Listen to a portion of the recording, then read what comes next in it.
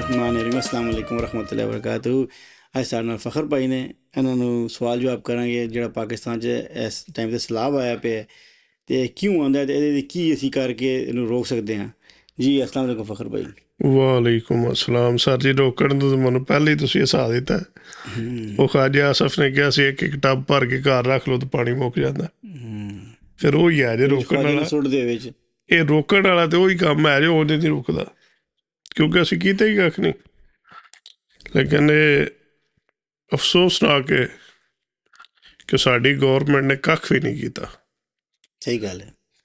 ਕਿੰਨੇ 77 ਸਾਲ ਹੋ ਗਏ, 78 ਸਾਲ ਜੀ 78 ਕਮੋ ਬੇ 77-78 ਸਾਲ ਹੋ ਗਏ ਨੇ, ਇਹਨਾਂ ਨੇ ਕੱਖ ਨਹੀਂ ਕੀਤਾ ਤੇ ਨਾ ਹੀ ਕਰਨਾ। ਸਭ ਤੋਂ ਪਹਿਲੇ ਜਿਹੜੇ ਜ਼ਿਮੀਂਦਾਰ ਦਰਿਆਵਾਂ ਦੇ ਨਜ਼ਦੀਕ ਨੇ, ਕੋਈ ਤਾਂ ਪਾਣੀ ਅੱਪੜ ਗਿਆ, ਉਹਨਾਂ ਨੂੰ ਤਾਂ ਖਬਰ ਲੱਭ ਗਈ ਹੈ, ਅਤੇ ਜਿਹੜੇ ਆਈਏ ਵੀ ਬੱਚੇ ਨੇ ਉਹਨਾਂ ਨੂੰ ਚਾਹੀਦਾ ਕਿ ਉਹ ਦੂਰ ਹੋ ਜਾਣ, ਬਿਲਕੁਲ ਉੱਥੋਂ ਨਿਕਲ ਜਾਣ, ਕਿਉਂਕਿ ਅਜੇ ਪਾਣੀ ਘੱਟ ਹੈ। ਅਜੇ ਸਿਰਫ ਬਾਰਿਸ਼ਾਂ ਦਾ ਪਾਣੀ ਹੈ ਜੀ, ਜਿਹੜੀਆਂ ਜੰਮੂ ਵੱਲ ਹੋ ਰਹੀਆਂ ਨੇ, ਇੰਡੀਆ ਵੱਲੋਂ ਪਾਣੀ ਆ ਰਿਹਾ। ਇਹ ਮੇਨ ਸਲਾਬ ਨਹੀਂ ਆਇਆ। ਬਿਲਕੁਲ। ਔਰ ਲਾਹੌਰ ਦੀ ਇਹ ਪੋਜੀਸ਼ਨ ਹੈ ਕਿ ਲਾਹੌਰ ਜਿਹੜਾ ਉਹ 2-2 3-3 ਫੁੱਟ ਪਾਣੀ ਖਲੋਤੇ ਹੈ। ਦਰਿਆਏ ਰਾਵੀ ਦੇ ਆਸੇ ਪਾਸੇ ਤਕਰੀਬਨ 2,000 ਏਕੜ ਸਰਾਬ ਹੋ ਚੁੱਕਿਆ। ਚਨਾਬ ਦੇ ਵਿੱਚ ਕੱਲ੍ਹ ਦੀ ਖਬਰ ਹੈ ਤਕਰੀਬਨ 1.25 ਲੱਖ ਕਿਊਸਕ ਪਾਣੀ ਆਇਆ, ਔਰ ਉਹ ਪਾਣੀ 18,000 ਹੀ ਨੂੰ ਰੋੜ ਲਿਆ ਉਹਨੇ, ਅੱਗੇ ਮੁਲਤਾਨ ਨਾਲ ਖੋਲਿਆ ਨੇ ਐਡਤਰੀਮੋ ਤੋਂ। ਲੇਕਿਨ ਮੈਨੂੰ ਅਫਸੋਸ ਹੁੰਦਾ ਕਿ ਜਿਹੜੇ ਬੰਦੇ ਉੱਥੇ ਬੈਠੇ ਨੇ ਉਹਨਾਂ ਦੇ, ਕਿ ਉਹਨਾਂ ਨੂੰ ਵੀ ਆਪਣੀਆਂ ਜਾਨਾਂ ਪਿਆਰੀਆਂ ਨਹੀਂ। ਉਹ ਵੀ ਹਰ ਸਾਲ ਰੁੜਦੇ ਨੇ। ਚਲੋ ਤੁਹਾਡੀ ਜ਼ਮੀਨ ਉੱਥੇ ਤੁਸੀਂ ਵਾਹੁੰਦੇ ਹੋ, ਸਾਰਾ ਕੁਝ ਕਰਦੇ ਹੋ, ਠੀਕ ਹੈ, ਲੇਕਿਨ ਕਮ ਅਜ਼ ਕਮ ਉੱਥੋਂ ਆਪਣੇ ਮਕਾਨ 'ਤੇ ਢਾਹ ਲਓ ਨਾ। ਜਿਸ ਤਰ੍ਹਾਂ ਅੱਗੇ ਡੇਰੇ ਹੁੰਦੇ ਸੀ, ਡੇਰੇ ਬਾਹਰ ਹੁੰਦੇ ਪਿੰਡਾਂ ਤੋਂ, ਤੁਸੀਂ ਆਪਣੇ ਡੇਰੇ ਉੱਥੇ ਰੱਖੋ, ਲੇਕਿਨ ਪਿੰਡ ਦੇ ਬਾਹਰ ਲੈ ਜਾਓ ਨਾ। ਉਹ ਬੰਦੇ ਵੀ ਪਤਾ ਨਹੀਂ ਕਿਸ ਚੱਕਰ 'ਚ ਨੇ। ਹੁਣ ਪਿਛਲੇ ਸਾਲ ਜਦੋਂ ਸੈਲਾਬ ਆਇਆ ਤਾਂ ਪੰਜਾਬ ਗੌਰਮੈਂਟ ਨੇ ਐਲਾਨ ਕੀਤਾ ਸੀ ਕਿ ਅਸੀਂ 20,000 ਰੁਪਇਆ ਪਰ ਏਕੜ ਜਿਹੜਾ ਉਹ ਦਿਆਂਗੇ। ਹਾਲਾਂਕਿ ਉੱਥੇ ਮੱਕੀ ਦੀ ਫਸਲ ਹੈ ਜਿਹਨੂੰ ਜ਼ਿਆਦਾ ਨੁਕਸਾਨ ਹੁੰਦਾ, ਔਰ ਮੱਕੀ ਦੀ ਫਸਲ 'ਤੇ ਇਸ ਟਾਈਮ 1 ਏਕੜ 'ਤੇ ਲੱਖ ਰੁਪਇਆ ਖਰਚਾ। 20,000 ਉਹਨਾਂ ਦਾ ਕੀ ਬਣਾਏਗਾ? ਔਰ ਉਹ 20,000 ਉਹ ਵੀ ਨਹੀਂ ਦਿੱਤਾ। ਸਾਰਾ ਅੱਗੋਂ ਸਲਾਬ ਫਿਰ ਆ ਗਿਆ ਨਾ, ਸਾਲ ਹੋ ਗਿਆ, ਉਹ ਵੀ ਨਹੀਂ ਦਿੱਤੇ। ਇਸ ਵਾਸਤੇ ਗੌਰਮੈਂਟ ਤੇ ਤਾਂ ਉਮੀਦ ਹੈ ਹੀ ਕੋਈ ਨਹੀਂ।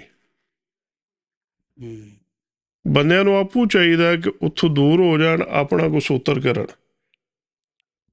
ਜਿਸ ਤਰ੍ਹਾਂ ਤੁਸੀਂ ਦੱਸ ਰਹੇ ਹੋ, ਸਾਡੇ ਕੋਲ ਗੰਦਮ ਵਿਕੀ ਹੈ 3,300 ਰੁਪਏ ਜੀ, 3,500 ਰੇਟ ਸੀ, 3,300 ਰੁਪਏ ਵਿਕੀ ਹੈ, ਔਰ ਹੁਣ 5,000 ਦੀ ਨਹੀਂ ਲੱਭ ਰਹੀ। 5 ਟੱਪ ਗਈ, ਔਰ ਉਹ ਬਾਹਰੋਂ ਮੰਗਾਉਣਗੇ ਜਿਹੜਾ ਸ਼ਾਰਟਫਾਲ ਪੂਰਾ ਕਰਨ ਵਾਸਤੇ, ਬਾਹਰੋਂ ਮੰਗਾਉਣਗੇ, ਅਰਬਾਂ ਉਹਦੇ ਵਿੱਚ ਕਮਿਸ਼ਨ ਬਣਾਉਣਗੇ ਬਿਗ ਟਾਈਮ। ਯੈਸ, ਲੇਕਿਨ ਅੱਗੇ ਇੱਕ ਵਾਰੀ ਆਈਏ ਤੇ ਕਮਿਸ਼ਨ ਬਣਿਆ। ਰੋਂਦੇ ਰਹਿੰਦੇ ਉਹ ਕਾਕੜ ਨੂੰ ਤੇ ਇੱਕ ਦੂਜੇ ਨੂੰ ਤਾਨੇ ਮਾਰਦੇ ਰਹਿੰਦੇ ਸਰ। ਉਹ ਸਾਰੇ ਰਲ ਮਿਲ ਕੇ ਖਾ ਗਏ, ਤੂੰ ਮੈਨੂੰ ਗਾਲਾਂ ਕੱਢ ਤੇ ਮੈਂ ਤੁਹਾਨੂੰ ਕੱਢਣਾ, ਲੇਕਿਨ ਅੱਗੇ ਦੋਵੇਂ ਪਾਰਟੀਆਂ ਆ ਸੀ। ਬਿਲਕੁਲ।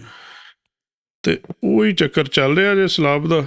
ਅਜੇ ਇੰਡੀਆ ਨੇ ਪਾਣੀ ਨਹੀਂ ਖੋਲਿਆ ਜੀ, ਔਰ ਖੋਲ ਦੇਗਾ ਕਿਸੇ ਟਾਈਮ ਵੀ। ਜ਼ਾਹਿਰ ਹੈ ਜਦੋਂ ਉਹਨੇ ਰੁੜਨਾ ਉਹਨੇ ਖੋਲਣਾ ਨਹੀਂ। ਬਿਲਕੁਲ। ਇਹ ਜਿਹੜਾ ਉਹ ਸਾਡੀ CM ਸਾਹਿਬਾਂ ਨੇ, ਉਹ ਕੀ ਨਾਂ ਹੈ ਬੰਦੇ ਦਾ ਜਿਹਨੂੰ ਕਹਿੰਦੀਆਂ ਨੇ, ਮੇਰੇ ਜ਼ਿਹਨ ਤੋਂ ਉਹਦਾ ਨਾਂ ਲੈ ਗਿਆ, ਤੇ ਉਹ ਰਿਪੋਰਟਾਂ ਦਿੰਦਾ ਨਾ CM ਸਾਹਿਬਾਂ ਨੂੰ। ਠੀਕ ਹੈ। ਉਹਨਾਂ ਦੇ ਪਤਾ ਨਹੀਂ ਦੇਣੀ ਕਿ ਨਹੀਂ ਦੇਣੀ। ਹੁਣ ਸਾਰਾ ਲਾਹੌਰ ਦੇ ਰਿਹਾ, ਸਾਰਾ ਮੀਡੀਆ ਦੇ ਰਿਹਾ, ਸੋਸ਼ਲ ਮੀਡੀਆ ਦੇ ਰਿਹਾ ਕਿ ਲਾਹੌਰ ਡੁੱਬਿਆ। ਤੇ ਕਸ਼ਮੀਰ ਫਤਿਹ ਕਰਨ ਪਹੁੰਚੇ ਨੇ ਇਹ ਜਿਹੜਾ ਇਹ ਅਗਾਂਹ ਟੁਰੇ ਨੇ ਕਸ਼ਮੀਰ ਦੀ ਹਕੂਮਤ ਬਣਾਉਣ ਚੱਕਰਾਂ 'ਚ ਨੇ। ਕਸ਼ਮੀਰ ਵਿੱਚ ਸਾਰੇ ਇਹਨਾਂ ਨੇ ਕਿੱਥੋਂ ਹਕੂਮਤ ਬਣਾਉਣੀ ਜੇ ਨਾ ਕੋਈ ਬਣਨ ਦਿੰਦਾ। ਜੇ ਕੋਸ਼ਿਸ਼ ਤਾਂ ਕਰ ਰਹੇ ਨੇ, ਕਿਉਂਕਿ ਜੇ ਆ ਉਹ ਤਾਂ ਫਿਰ ਉਹੀ ਗੱਲ ਆ ਜਾਂਦੀ ਹੈ ਗਲਗਿਤ ਵਾਲੀ ਫਾਰਮ 45 ਤੇ 47। ਇਹਨਾਂ ਨੇ ਗਿਲਾ ਕੀਤਾ ਨਾ ਕਿ ਭਾਈ ਜੀ ਤੁਸੀਂ ਇਹ ਕੀ ਕੀਤਾ ਹੈ ਕਿ ਸਾਡੇ ਨਾਲ ਜ਼ਿਆਦਤੀ ਕਰਤੀ ਹੈ, ਤੁਸੀਂ 47 ਤੇ ਉਹਨਾਂ ਨੂੰ ਬਣਾਤਾ। ਉਹਨਾਂ ਨੇ ਕਿਹਾ ਤੁਸੀਂ ਇਹ ਥੋੜ੍ਹੀ ਜਿਹੀ ਹਿੰਮਤ ਕਰੋ ਅਤੇ ਅਸੀਂ ਤੁਹਾਡੇ ਨਾਲ ਇੰਟਰਫੇਅਰ ਨਹੀਂ ਕਰਾਂਗੇ। ਇਹ ਨਹੀਂ ਕਿ ਤੁਹਾਨੂੰ ਬਣਾਵਾਂਗੇ, ਉਹਨਾਂ ਨੇ ਕਿ ਤੁਸੀਂ ਜੇ ਜਿੱਤ ਗਏ ਤਾਂ ਫਿਰ ਤੁਹਾਨੂੰ ਹਕੂਮਤ ਬਣਾਉਣ ਦੇਂਗੇ। ਫਿਰ 47 ਵਾਲਾ ਕੰਮ ਅਸੀਂ ਕਰਾਂਗੇ। ਇਹਨਾਂ ਦੀ ਲਾਲਚ ਵੇਖੋ ਨਾ ਕਿ ਮੀਆਂ ਸਾਹਿਬ ਨੇ ਕਸ਼ਮੀਰ 'ਚ ਖਿਤਾਬ ਕੀਤਾ ਖਾਲੀ ਕੁਰਸੀਆਂ ਨੂੰ, ਕੁਝ ਚੰਦ ਬੰਦਿਆਂ ਨੂੰ, ਤੇ ਉੱਥੇ ਐਲਾਨ ਕੀਤਾ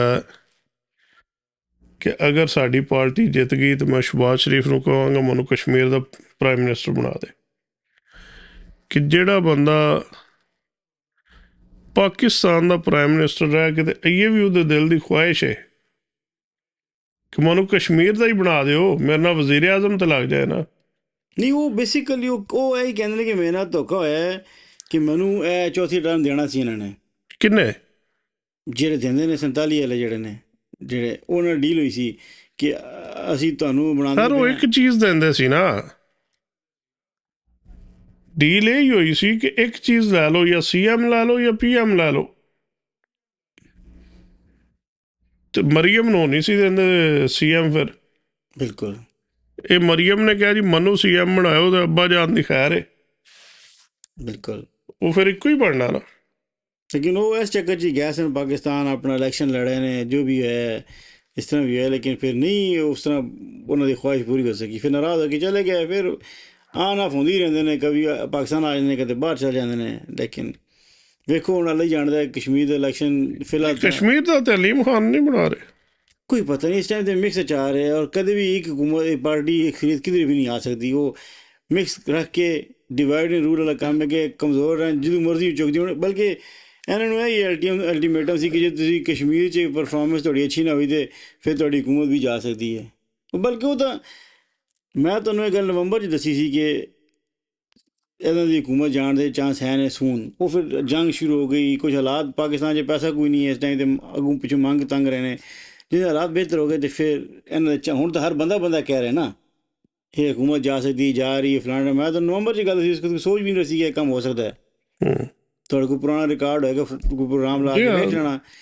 ਕਿਉਂਕਿ ਮੈਂ ਸਪੈਸ਼ਲ ਕਿਸੇ ਕੋਲ ਸੁਣ ਕੇ ਆਇਆ, ਕਿਸੇ ਨੇ ਦੱਸੀ ਹੈ, ਤੇ ਮੈਂ ਕਿਹੜਾ ਕੋਈ ਫਾਲ ਕੱਢਿਆ ਜਾਂ ਕੋਈ ਮੈਨੂੰ ਖ਼ਾਬ ਆਇਆ, ਕਿਸੇ ਦੇ ਮੂੰਹ ਸੁਣ ਕੇ ਆਇਆ। ਗੱਲਾਂ ਹੀ ਸੁਣੀਆਂ, ਉੱਥੋਂ ਹੀ ਆਈਡੀਆ ਹੁੰਦਾ ਨਾ ਕਿ ਇਹਨਾਂ ਦੀ ਹਕੂਮਤ ਜਾਣ ਵਾਲੀ ਹੈ। ਲੇਕਿਨ ਉਹ ਫਿਰ ਹਾਲਾਤ ਮੁਲਕ ਦੇ ਅਜੇ ਨਹੀਂ ਨੇ ਕਿ ਇਹਨਾਂ ਨੂੰ ਛੁੱਟੀ ਕਰਾਈ ਜਾਏ। ਕਿਉਂਕਿ ਤੁਸੀਂ ਚਲਦੀ ਮੰਗਾ ਤੰਗੀ 'ਤੇ ਹੋ, ਆਪਣਾ ਨਾ ਕੋਈ ਫੈਕਟਰੀ ਲਾਈ ਜੇ, ਨਾ ਕੋਈ ਤੁਹਾਡਾ ਹੋਰ ਕੋਈ ਜ਼ਰਈ ਕੰਮ ਹੈ, ਨਾ ਕੁਝ ਹੈ। ਤੁਸੀਂ ਹਰ ਚੀਜ਼ ਮੰਗ ਕੇ ਤੇ ਬਾਹਰੋਂ ਖਰੀਦ ਕੇ ਲਿਆ ਰਹੇ ਹੋ। ਔਰ ਇਹ ਤੁਹਾਡੇ ਹੁਣ ਵੀ ਤੇ ਅਗਲੇ ਆਉਣ ਵਾਲੀ ਨਸਲਾਂ ਨੂੰ ਇਤਨਾ ਮਫਲੂਜ ਬਣਾ ਦਿੱਤਾ ਗਿਆ ਨਾ ਕਿ ਤੁਸੀਂ ਕਿਸੇ ਕੰਮ ਜੋਗੇ ਰਹੇ, ਤੁਸੀਂ ਹੈਂਡੀਕੈਪ ਹੋ ਗਏ ਹੋ। ਜਿਤਨਾ ਕਰਜ਼ਾ ਲੈਣਾ ਕਿੱਥੋਂ ਸਰ ਕੁਝ ਕਰੋਗੇ ਤਾਂ ਲਵੇਗਾ ਨਾ, ਉਹ ਹੀ ਮਲਟੀਪਲਾਈ ਹੁੰਦਾ ਜਾ ਰਿਹਾ, ਵੱਧਦਾ ਕਿੱਥੇ ਪਹੁੰਚ ਚੁੱਕਿਆ। ਔਰ ਕੋਈ ਪਲਾਨ ਨਹੀਂ ਲਾਉਣ ਦਾ ਨੂੰ। ਕੋਈ ਪਾਕਿਸਤਾਨ 'ਚ ਦੋ ਕਿਸਮ ਦੇ ਹਨ। ਇੱਕ ਤਾਂ ਕੁਦਰਤਨ ਜਿਹੜੇ ਨੇ ਨਾ ਉਹ ਬਹੁਤ ਜ਼ਿਆਦਾ ਅੱਲਾ ਨੇ ਦਿੱਤੀਆਂ ਨੇ। ਠੀਕ ਹੈ, ਮੈਂ ਤੁਹਾਨੂੰ ਦੱਸਾਂ ਕਿ ਮੈਂ ਅਟਕ ਤੋਂ ਮੇਰਾ ਤਲਕ ਹੈ, ਅਤੇ ਅਟਕ ਸਾਡਾ ਦਰਿਆ ਜਾਂਦਾ, ਜਿੱਥੇ ਇੰਡਸ ਰਿਵਰ ਮਿਲਦਾ ਨਾ, ਦਰਿਆ ਸਿੰਤਰਜਾਕ ਬਣਦਾ ਹੈ। ਇੱਧਰੋਂ ਪਹਾੜਾਂ ਤੋਂ ਪਾਣੀ ਆ ਰਿਹਾ, ਉੱਧਰੋਂ ਦਰਿਆ ਕਾਬਲ ਆ ਰਿਹਾ। ਉੱਥੇ ਜੇ ਮਿਲਦੇ ਨੇ, ਉੱਥੇ ਇਤਨਾ ਸੋਨਾ ਚੋਰੀ ਹੋਇਆ ਨਾ, ਚੋਰੀ ਲਫ਼ਜ਼ ਇਸਤੇਮਾਲ ਕਰਾਂਗਾ ਕਿ ਮੈਂ ਉੱਥੇ ਸਾਂ ਤੇ ਇੱਕ ਪੁਲਿਸ ਵਾਲਾ ਸੀ, ਉਹ ਕਹਿੰਦਾ ਯਾਰ ਇੱਕ ਮਸ਼ੀਨ 3 ਲੱਖ ਰੁਪਏ ਦਿੰਦੀ ਹੈ ਸਿਰਫ ਪੁਲਿਸ ਵਾਲਿਆਂ ਨੂੰ, ਤੇ ਪਤਾ ਨਹੀਂ ਕਿੰਨੀਆਂ ਮਸ਼ੀਨਾਂ ਨੇ ਜੀ ਡੇਲੀ। ਔਰ ਹੋਰ ਡਿਪਾਰਟਮੈਂਟ ਨੂੰ ਵੀ ਜਾਂਦਾ ਹੋਣਾ ਹੈ। ਔਰ ਫਿਰ जिसके हुकूमत ने 3-4 साल बाद ऐलान किया है कि भाई पंजाब हुकूमत को पता लगा है कि जी उत्थे दरिया से जितना सोना निकल है, ये है वो है। मेरा एक जानने वाला मीडिया वाला, मैं कहा यार जाके कोई रिपोर्ट ही करो कि भाई जी केड़ा सोना सारा खत्म हो गया, कढ़ ले अगले ने।